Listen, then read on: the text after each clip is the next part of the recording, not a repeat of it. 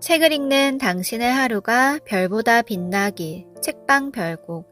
안녕하세요, 책별님들. 오늘 수요일 여러분들께 읽어드릴 책은 돈그릇을 키우는 6가지 방법. 주 100시간 노동하는 부자가 아니라 주 10시간만 일해도 부자가 되는 시스템을 만들어라. 저자 김승현. 출판사 N페이지. 시작하기 전 구독과 좋아요를 해주신 모든 구독자님 분들께 행운이 눈덩이처럼 굴러들어오길 바랍니다. 그럼 시작할게요. 성공을 담아낼 그릇을 키워라. 먼저 이 책은 재테크서가 아니다. 제목 때문에 괜한 오해가 있을까 싶어 미리 밝혀둔다. 여기서 말하는 돈그릇은 돈이 아닌 성공을 담아낼 그릇을 뜻한다. 성공을 담아낼 그릇을 준비하지 못한 사람은 눈앞에 기회가 와도 이를 담을 수 없다. 행여 담더라도 그 무게를 견디지 못해 넘어지거나 깨지기 일쑤다. 특히 장사꾼에게 그릇은 절대적이다. 자신의 그릇 크기만큼 손님을 담고 자신의 그릇 크기만큼 매장을 키울 수 있기 때문이다. 23살, 10평 매장에서 처음 장사를 시작했을 때 내가 그릇에 가장 먼저 담은 건 돈이 아닌 사람이었다. 연 매출 120억 원을 내는 식품회사를 운영하는 지금도 이 원칙에는 변함이 없다. 고객, 직원, 매출, 시간을 담을 그릇이 준비돼야 비로소 돈이 고인다. 내 그릇에 사람을 담아야 돈이 따라오고 고객에 취해야 돈이 쫓아오는 것이다. 문제는 장사를 너무 쉽게 생각한다는 데 있다. 배운 게 없어서, 할 게 없어서 장사를 해보고 싶다는 사람이 많다. 만약 이들에게 회사를 하나 차려보라고 하면 어떨까? 대부분 회사를 내가 어떻게? 라고 반문할 것이다. 그런데 가게를 내는 것은 작은 회사를 차리는 것과 같다. 아무리 작은 가게라도 기획, 영업, 마케팅, 인사, 재무, 노무 등 경영과 관련된 영역이 반드시 필요하다. 일례로 마케팅만 봐도 그렇다. 사업주가 마케팅에 맞자도 모르면 외주 마케팅 업체에게 끌려다녀야 한다. 돈은 돈대로 쓰고 효과는 효과대로 보지 못하는 이중고를 겪게 되는 것이다. 회사 인사팀마다 채용 기준이 있듯 사업주도 자신에게 필요한 사람을 보는 안목과 직원을 뽑는 기준이 있어야 비로소 인력난에서 벗어날 수 있다. 이는 사업을 성공시키기 위해 반드시 필요한 과정이다. 그런데 열의 9이 이와 같이 잘되기 위한 과정은 생략하고 잘된 후만 생각한다. 장사가 잘되면 아파트를 한 채 사야지. 장사가 잘되면 매장을 하나 더 내야지 하는 식이다. 사람들이 잘되기 위한 과정을 외면하는 이유는 어렵고 복잡하고 머리가 아프기 때문이다. 세상에 쉬운 일은 없다. 가만히 앉아 있는다고 누가 내 손에 숟가락을 쥐어주거나 밥을 떠먹여주지 않는다. 내 힘으로 살아남기 위해서는 그만큼의 노력이 필요한 법이다. 나 역시 지금까지 단 한 번도 쉬운 적은 없었다. 장사는 그냥 열심히 하는 게 아니라 반드시 되게 만드는 것이라는 생각으로 문제가 생길 때마다 어떻게든 방법을 찾아내기 위해 최선을 다해왔다. 연 매출 120억 원, 1분에 100그릇씩 팔리는 칼국수는 어쩌면 새로운 도전을 또 다른 성장의 기회로 받아들이고 비전을 현실로 만들기 위해 묵묵히 걸어온 시간에 대한 보답일지도 모른다.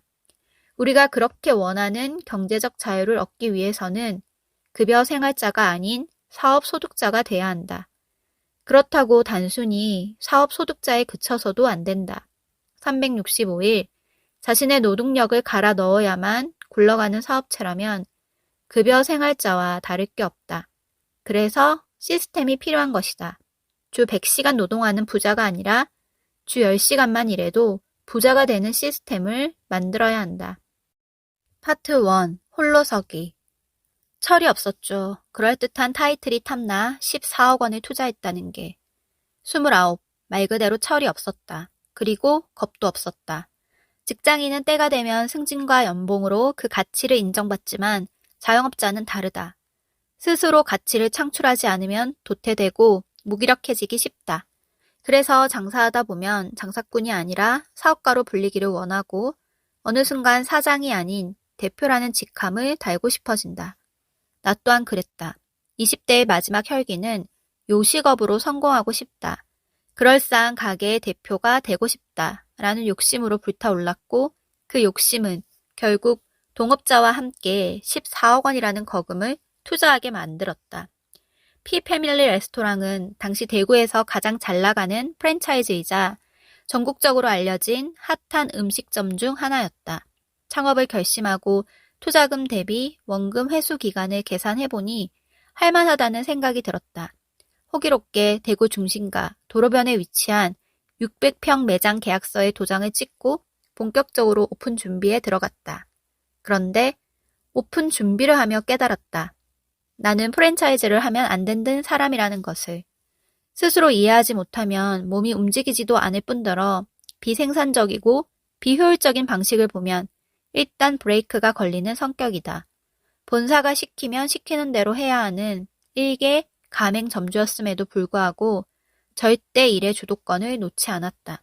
게다가 강자에게는 더욱 강한 스타일이다 보니 처음부터 본사와 불꽃이 튀었다. 일반적으로 프랜차이즈의 장점이라고 여겨지는 요소들이 내 눈에는 불합리하게만 보였으니 그 시작이 순탄할 리 없었다. 1차 전쟁, 인테리어 개별 시공, 프랜차이즈 인테리어라는 게 그렇다. 모든 걸 본사에서 알아서 해주기에 점주는 OTP 카드를 들고 있다가 필요할 때마다 이체만 해주면 된다. 그런데 본사로부터 내려온 견적서에는 상식적으로 이해하기 어려운 금액이 적혀 있었다. 본사 커미션이 포함됐다고 해도 과한 금액이었다. 돈을 벌기도 전에 까먹게 생겼으니 개별 시공을 하는 수밖에. 자체 공사로 결정을 내리고 단판을 짓기 위해 본사를 찾아갔다. 김 사장, 자체 공사는 안 된다니까? 대표님, 본사 커미션을 포기하라는 이야기가 아닙니다. 원가로 해달라는 이야기도 아닙니다. 아, 글쎄 안 된다니까? 자체 공사가 말처럼 쉽지 않다고. 어차피 뭐 내 대가리 깨지는 거 아닙니까? 공사하면 얼마 법니까? 한 1억 됩니까? 큰일 날 소리. 그 정도는 아니다.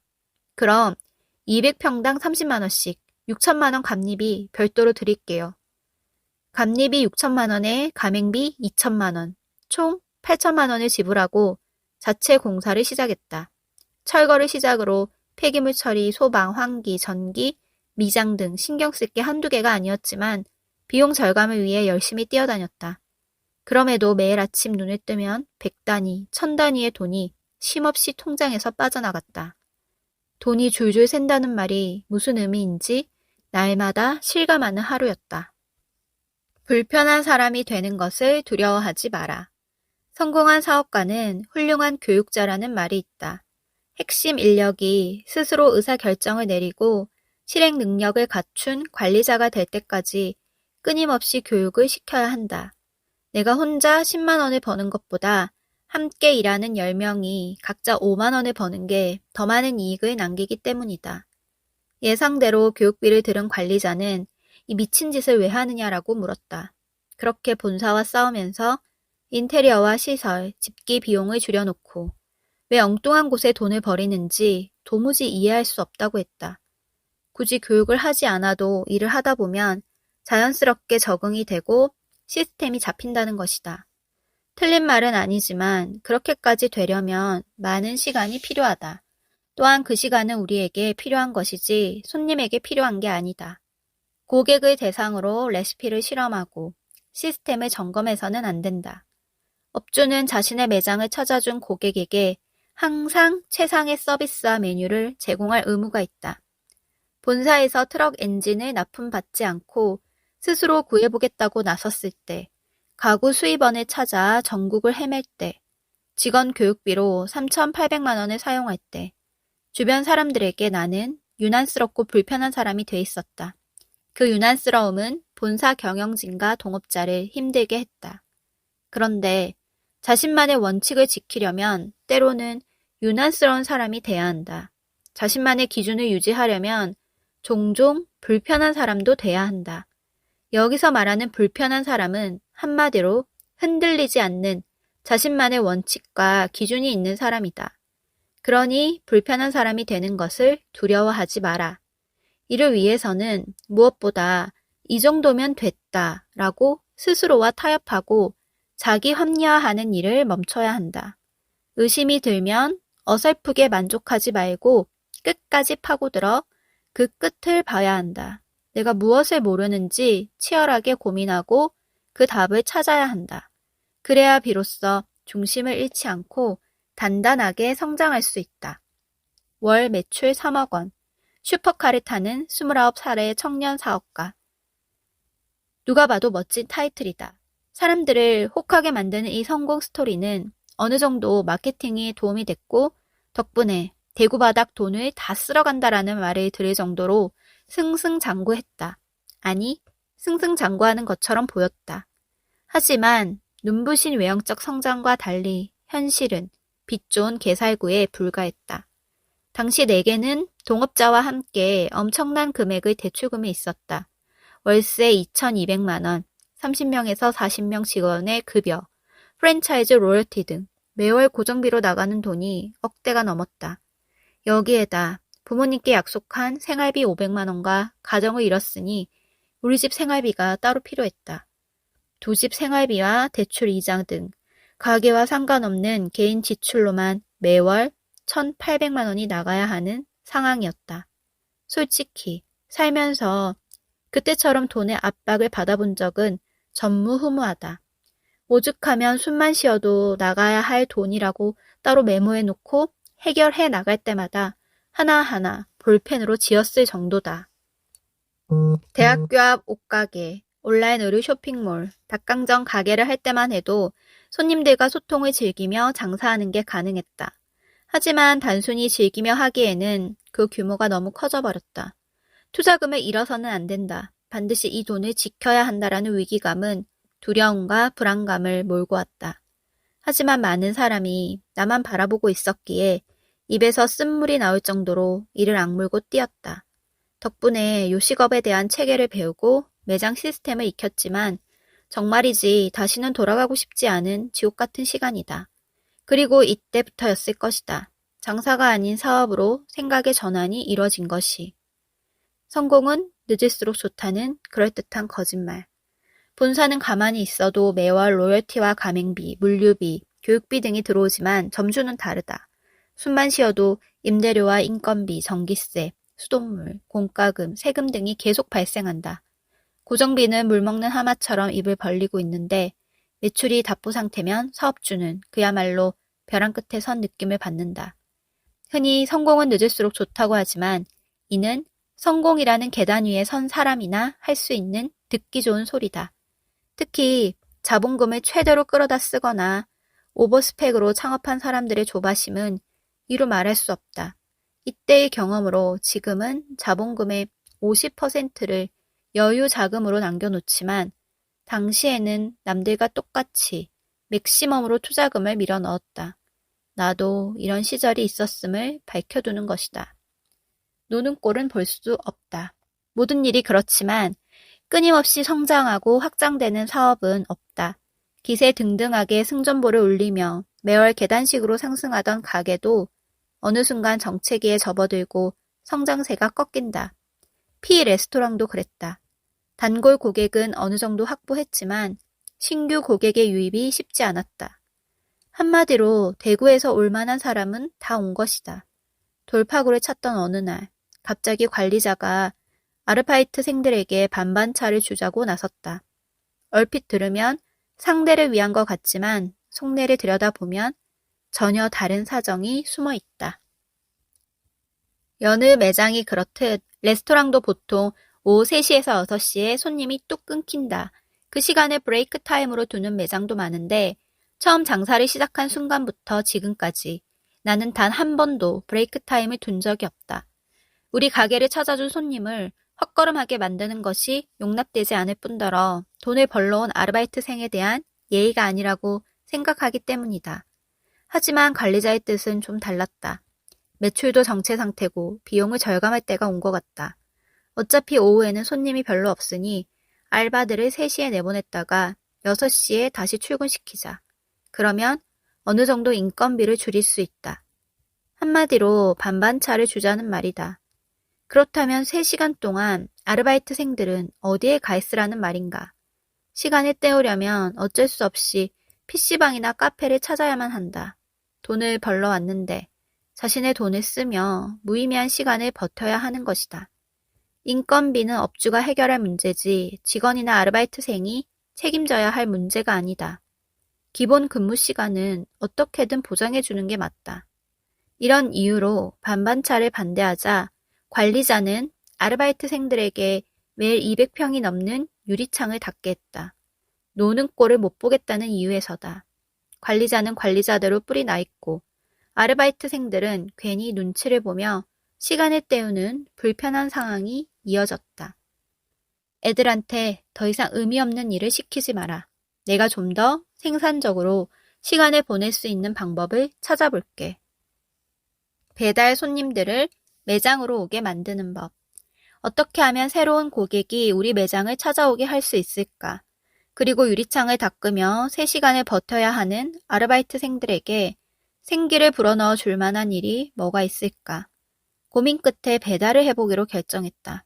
그때까지만 해도 우리는 배달을 하고 있지 않았다. 배달을 결정하고 나니 또 욕심이 생겼다. 하여간 이놈의 욕심이 문제다. 아무리 매장에서 최선을 다해 만들어도 배달 과정을 거치면 음식의 퀄리티가 떨어진다. 배달의 특성상 눅눅해지거나 불어 터지거나 미지근하게 식은 음식을 맛볼 수밖에 없다. 음식 상태가 최상일 때 고객에게 맛보이고 싶다는 즐거운 분위기에서 맛있는 음식을 선사하고 싶다는 욕심은 어느새 어떻게 하면 배달 손님을 직접 매장으로 오게 만들 수 있을까로 발전했다. 음식 퀄리티보다 편리함을 선택한 고객들을 매장으로 유도하기 위해서는 물리적인 무언가가 필요했다.